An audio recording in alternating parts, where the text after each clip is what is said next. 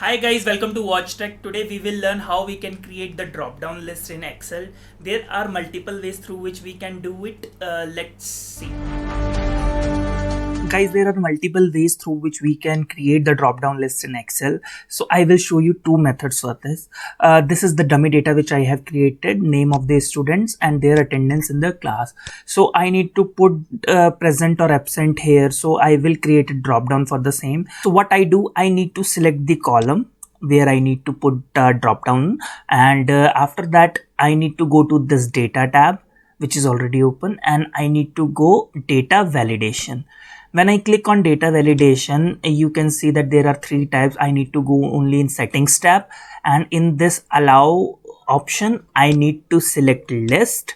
After selecting the list, the first method is I can directly put the values here, like P for present and A for absent, or any text you want which you want to show to the drop down list. So if I click on OK, you can see that this icon comes up, and if you click on this icon, there will be options which I put it there in the drop down. So I can select here directly, or see if there are long text you need to mention in the drop down, then it will save definitely the time.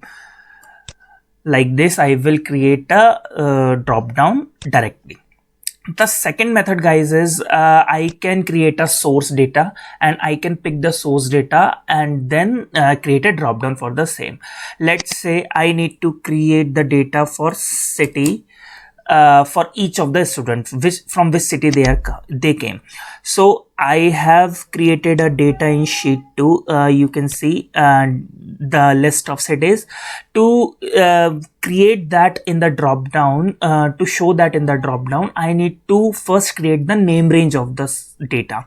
So I will select the data. I will select this data, and this name range name tab where A1 is written, I can give the name as Delhi, because this is our first row. So I have created this name range Delhi, and I can use this data here. So let's see how I can use that. Just select the columns where I need to show the drop down, go to same data validation, and in the settings tab, same, select list in allow tab, and after that in the source you need to type equal to, and the first name, the name range which I have created, Delhi. This icon will appear. When you press on this icon, you can see that all the cities which I have mentioned in the source data is me showing here. So you can directly select the city from the drop down like this. In case you need to add or subtract any city in here, let's say I need to add one more city, Patna. So what I need to do, I need to go to formulas tab. In formulas tab, you need to go to name manager, because I have created the name range for the data. So in name manager, that name range will show. So after that, you need to click on edit. In edit, you can see that the range here, and after that what you need to do, you need to just select the range again. So after selecting this range, you can see that in this drop down Patna came, which I added in the source data. So this is how you can add or create the source data, and you can definitely show them into the drop down list.